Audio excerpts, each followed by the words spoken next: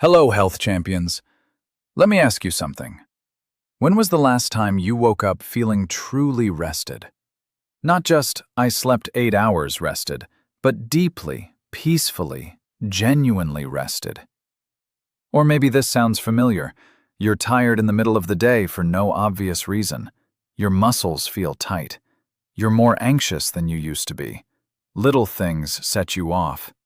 You have headaches that keep coming back. And your doctor runs a full blood panel and tells you everything looks normal. I've seen this pattern in my patients more times than I can count. And in many of those cases, there is one quiet culprit hiding in plain sight: magnesium. Today, I want to talk to you about what magnesium actually does inside your body, why so many people are deficient without ever knowing it, and what you can do about it, starting today. This is going to be one of those episodes that changes the way you look at how you feel. Stay with me. I'm Dr. Usaid. I've spent years sitting across from patients who are exhausted, frustrated, and honestly a little heartbroken. Because they've done everything right. They eat well, they exercise, they try to sleep enough, and yet something still feels off. What I've learned over time is that sometimes the answers are not found in the obvious places. They're found in the minerals, the micronutrients, the quiet foundations of health that modern medicine tends to overlook. Magnesium is one of those foundations, and today, I want to give you the kind of conversation I wish more doctors were having with their patients. So if you're new here, welcome. Make sure you subscribe and hit the bell so you never miss an episode. Because on this channel, we go beneath the surface. We talk about how the body actually works, and we do it in a way that respects your intelligence and your time. What is magnesium? Let's start at the beginning.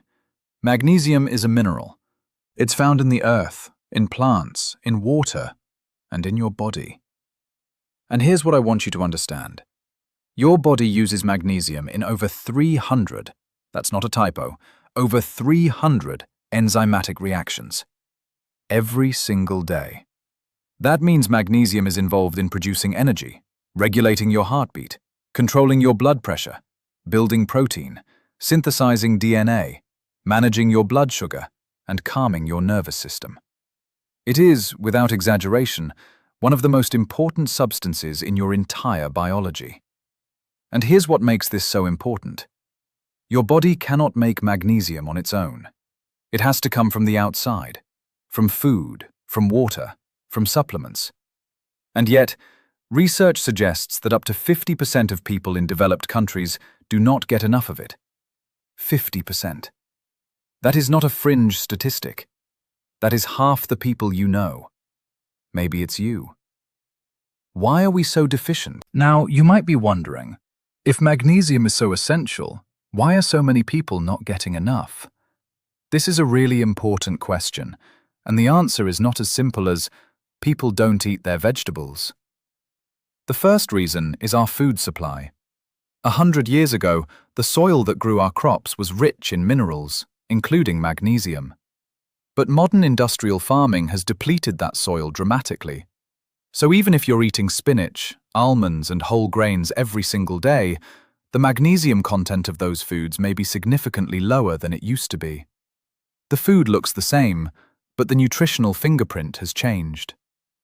The second reason is something I call the stress drain. When you are under chronic stress, and I know most of you are because that's the world we live in, your body burns through magnesium at an accelerated rate. Stress hormones like cortisol and adrenaline actually deplete your magnesium reserves. So the more stressed you are, the more you need it. And the more you need it, the harder it is to maintain adequate levels. Think about that cycle for a moment. It's almost cruel. The third reason is that certain very common medications deplete magnesium. Diuretics, commonly prescribed for blood pressure, cause the kidneys to excrete more magnesium. Proton pump inhibitors, used for acid reflux, block magnesium absorption in the gut. Even antibiotics can interfere with magnesium levels. And many patients are never told this when they're handed the prescription. And the fourth reason, sugar and refined carbohydrates. Every time your body processes sugar, it uses magnesium to do it. High carbohydrate, high sugar diets create a constant demand on your magnesium stores.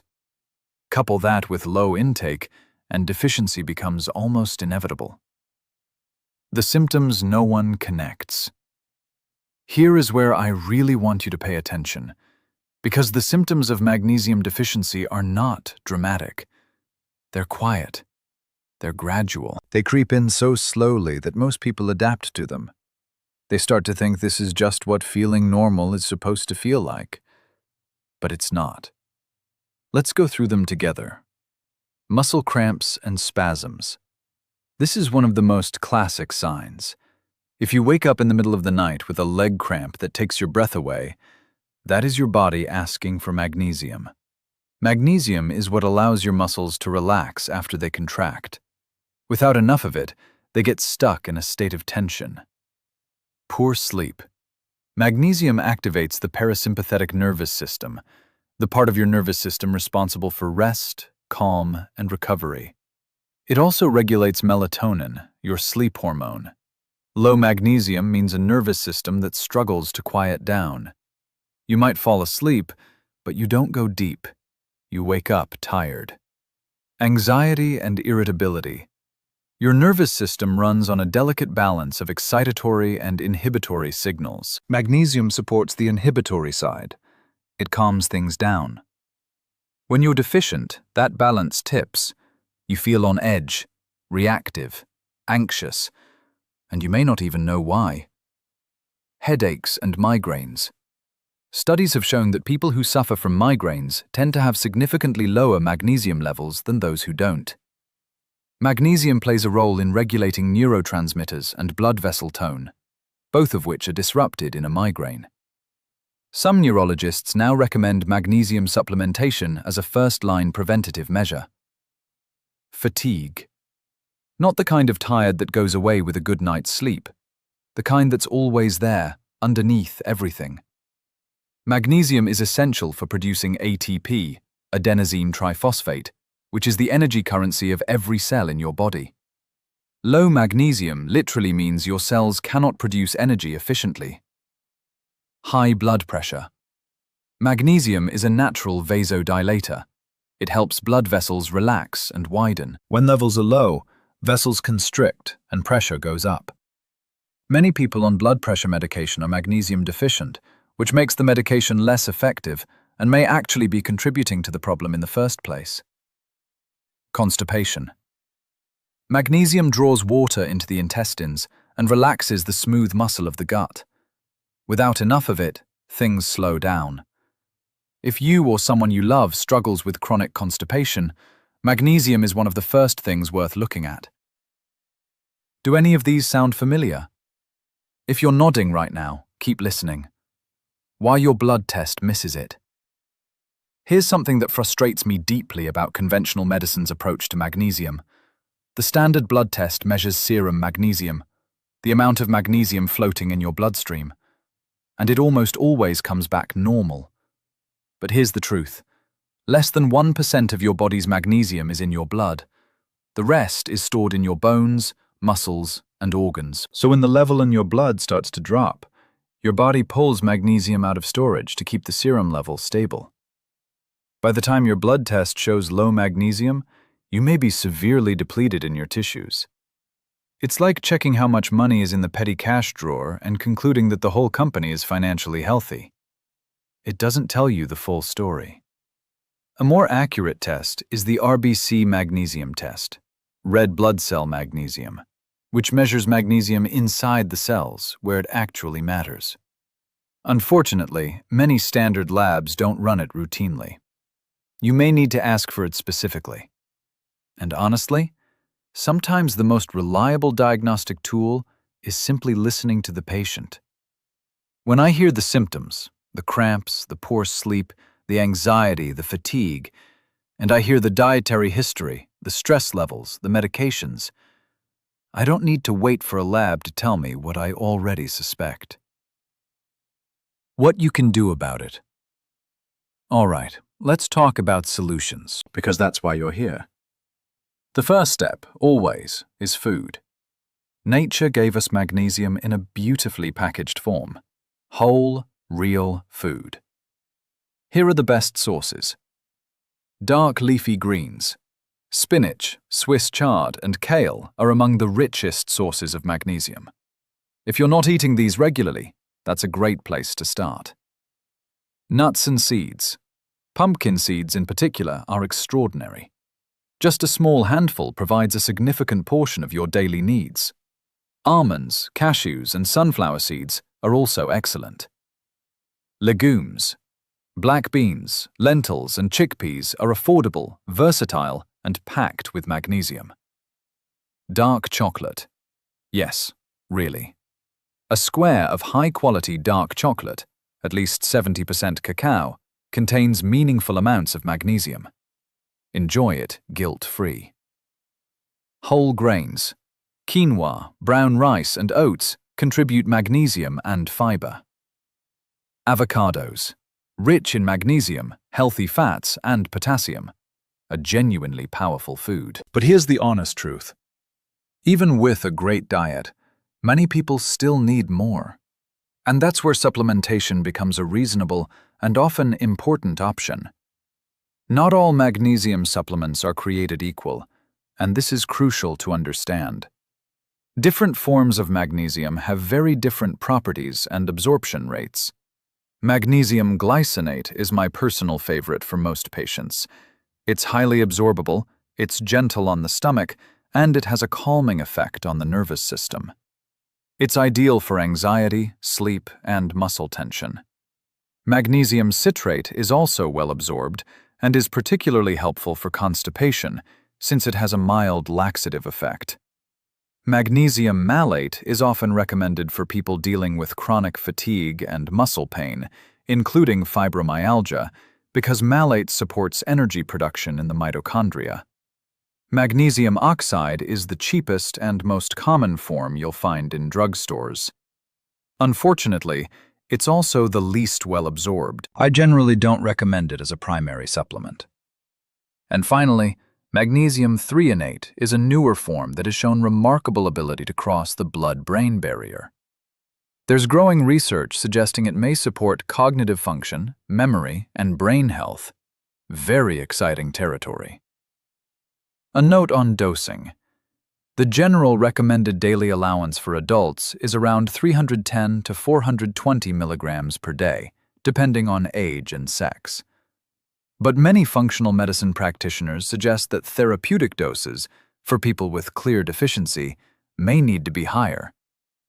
Work with your healthcare provider to find what's right for you. One more thing. Transdermal magnesium, applying magnesium oil or flakes to your skin, is another option some people find helpful, particularly for muscle soreness and cramps. The evidence for absorption through the skin is still being studied, but many patients report feeling a difference. The misconceptions we need to clear up. Before we close, I want to address a few things I hear frequently that are worth clarifying. The first is this. If I were truly deficient, my doctor would have caught it. I say this with genuine respect for the medical profession, but this is unfortunately not always the case. Magnesium testing is not a standard part of routine panels in most clinical settings, and as I mentioned, the standard serum test is not a reliable measure of body stores. This is a gap in conventional care that many patients fall through. The second is, I eat a healthy diet, so I must be getting enough. This may have been true 50 years ago, but given what we know about soil depletion and the modern food supply, it's no longer a safe assumption. Eating well is essential, but it may not be sufficient. The third is, more magnesium is always better. Not true. Excessive magnesium, particularly from supplements, can cause diarrhea, nausea, and in rare but serious cases, can affect the heart. Balance, as always, is the goal. More is not always better. The right amount is better. And the fourth? Supplements are a shortcut and a crutch. I understand where this sentiment comes from, but I'd push back gently. If someone has a genuine nutritional gap, whether due to diet, lifestyle, stress, or medication, filling that gap is not a shortcut. It's responsible, science-based care. Closing. From the heart. I want to close today with something a little different. I became a doctor because I believed that people deserve to feel good. Not just to have normal lab results, not just to be not sick, but to genuinely, deeply feel well. In their bodies, in their energy, in their minds. And what I see again and again is that so many people have accepted a diminished version of wellness as their baseline. They're used to being tired. They're used to not sleeping. They're used to the anxiety that hums in the background of everything. You don't have to accept that. Sometimes the answer is something as simple and as profound as a mineral your body has been quietly asking for. I'm not promising that magnesium will fix everything. That wouldn't be honest, and you deserve honesty. But I am telling you that if you've been suffering through these symptoms, it is absolutely worth looking into. Talk to your doctor. Ask about the RBC magnesium test. Look at your diet. Consider a quality supplement. Because you deserve to feel the way your body was designed to feel. If this episode helped you, if it made something click, please share it with someone you love. A friend who can't sleep. A family member who's always exhausted. Sometimes the most powerful thing we can do for someone is simply give them the right information at the right time. Thank you so much for being here with me today. I'll see you in the next episode. Take care of yourself. You're worth it.